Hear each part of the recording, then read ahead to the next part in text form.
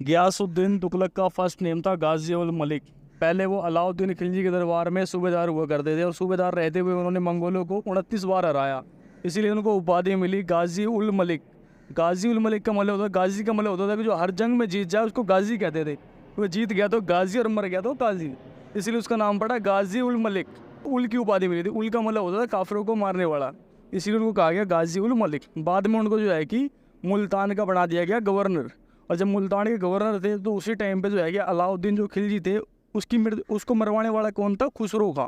जो खुसरो था वो जो है कि एक छक्का टाइप का आदमी था। उसने क्या किया कि स्वीट पॉइजन देता रहा। उसके दरबार का नौकर था अलाउद्दीन खिलजी के दरबार का, और स्वीट पॉइजन देते देते कई सारी बीमारी अलाउद्दीन खिलजी में पैदा हुई और मर गया।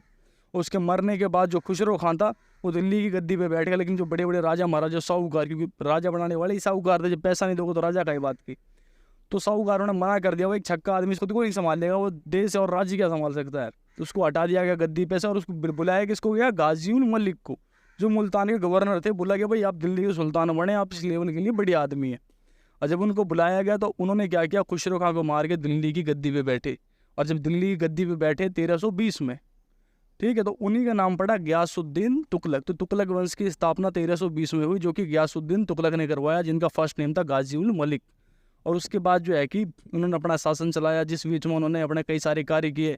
तुगलकाबाद किले को जो बनवा रहे थे, बनवाते हुए उन्होंने निज़ामुद्दीन औलिया से पंगा भी ले लिया, जो कि उस टाइम के एक सूफी संत हुआ करते थे। तो उन्होंने उस किले के ऊपर एक बद्दुआ दिया था, तुगलकाबाद किले के ऊपर। उन्होंने कहा कि या रहे उजाड़ या बसें सियार।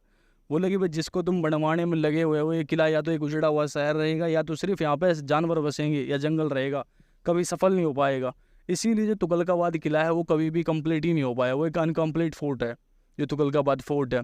क्योंकि अभी भी आप उसमें जाइएगा तो सिर्फ वहाँ पे आपको खंडर देखने को मिलेगा, खंडर के सिवा कुछ नहीं देखने को मिलेगा, ठीक है। और निज़ामुद्दीन औलिया ने बद्दुआ क्यों दिया? क्योंकि जो निज़ामुद्दीन औलिया थे वो बनवा रहे थे बावड़ी, और उन्होंने बोला गयासुद्दीन तुगलक को भाई अपने आप कुछ सिपाही दे मुझे, मैं एक बावड़ी खुदवा रहा हूँ। लेकिन उन्होंने देने से मना कर दिया। और जो जनता थी, कुछ सिपाही थे, वो चोरी छुप के जाते काम करने के लिए। लेकिन जब राजा को मालूम पड़ा तो राजा ने जो है क्या किया, सभी को मरवा दिया कि बिना मेरे परमिशन के आप काम करने वहाँ क्यों गए। इसीलिए जो है कि उसने बद्दुआ दी और प्लस उसने तेल देना बंद कर दिया निज़ामुद्दीन औलिया को। तो निज़ामुद्दीन औलिया इतना बड़ा सूफी संत था कि उसने पानी से दिए जला दिए थे। इसीलिए उसने खुन्नस में बद्दुआ दिया कि भाई जिसको तू बनवाने में लगा हुआ, जिस पे इतना घमंड कर रहा है, मेरा ये बद्दुआ है कि यार रहे उजाड़ या बसे सियार, कि कभी तरह बन नहीं पाया। तो उसका टाइम पीरियड चला था, वो चला था 1321 में बनना स्टार्ट हुआ, और 1325 में गयासुद्दीन तुगलक की मृत्यु हो गई, जिसके बाद जो है कि वो कंस्ट्रक्शन बंद हो गया परमानेंटली। उसके बाद जो उसका बेटा आया जिसका नाम था मोहम्मद बिन तुगलक, जो कि पढ़ा लिखा पगला राजा भी कहलाया।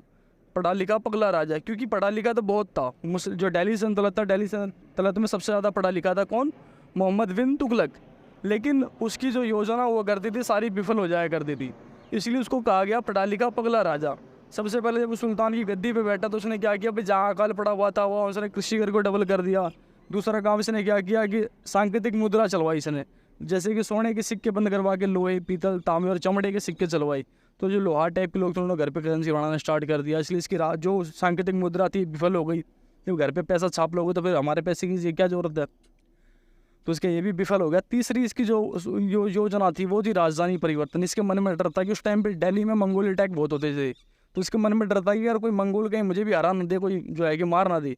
और इसका जो है कि तुगलकाबाद के 100 मीटर के दायरे पे एक किला है जिसका नाम है आदिलाबाद फोर्ट, जो कि मोहम्मद बिन तुगलक बनवा रहा था। लेकिन जैसे ही इसके मन में डर आया ही कि भाई मुझे मंगोल मार ना दे, तो ये चला गया दिल्ली को छोड़ के महाराष्ट्र में एक जगह है जिसका नाम था देवगिरी। तो देवगिरी में इसने अपना खुद का एक फोर्ट बनवाया जिसका नाम दिया दौलताबाद फोर्ट। और दौलताबाद फोर्ट में कुछ दिन रुका, लेकिन वहाँ पानी की कमी और मम्मी तैमूर लंग का अटैक हो गया, जिसके कारण उसको डर के मारे दोबारा दिल्ली की सैर करनी पड़ी, जिस बीच कई सारे लोग जाते हुए मरे और कई लोग आते हुए मरे। क्योंकि मोहम्मद बिन तुगलक ने क्या किया कि भाई जितने भी घोड़े से लेके बकरी, गाय, बकरी, जितने भी इंसान थे, बूढ़ा बुजुर्ग, सबको पकड़ के ले गया। बोला सब चलो भाई, कहाँ? दौलताबाद, महाराष्ट्र। तो आते जाते कई लोग बेचारे आते जाते मर गए, बाकी कुछ बचे भी, तो बचे मतलब परेशान थे इससे। जब दिल्ली में आया तो दिल्ली में आने के बाद दोबारा इसने कई सारे साहूकारों से पैसे लेके सपोर्ट करके इसने जापना का निर्माण किया, जो कि जापना में इसने जो है कि 2-4 किले बनवाए, जिनका मैं आपको नाम बताने वाला हूँ, जैसे कि सतपुला गुम्मट और खिड़की मस्जिद, ठीक है, और बेगमपुर मॉक्स और विजय मंडल। ये 4 चीज़ इसने बनाया, जिसका नाम दिया गया जो है कि जापना का नाम से जाना गया। तो उसके बाद जो है कि इसकी मृत्यु जो हुई वो हुई 1325 से 1391 तक इसका शासन चाल चला। 1325 से 1391, 51 तक मोहम्मद बिन तुगलक का। और इसी के टाइम पे सबसे पहला जो है कि ट्रैवलर आया हिंदुस्तान में, सबसे पहला ट्रैवलर था जिसका नाम था इब्न बतूता, जो कि मोरक्को का यात्री था। और उसने एक अपनी सबसे प्रसिद्ध किताब लिखी जिसका नाम था रहला ग्रंथ, जिसके उसके उसके बारे में कई सारी बातों का मालूम विवरण कर रखा उसने। और उसके बाद आया उसका चचेरा भाई जिसका नाम था फिरोज शाह तुगलक। उसका फिरोज शाह तुगलक का शासनकाल चला, फिर वो आया कौन, नसरुद्दीन तुगलक। तो 1414 तक इनका इस प्रकार से शासनकाल चला।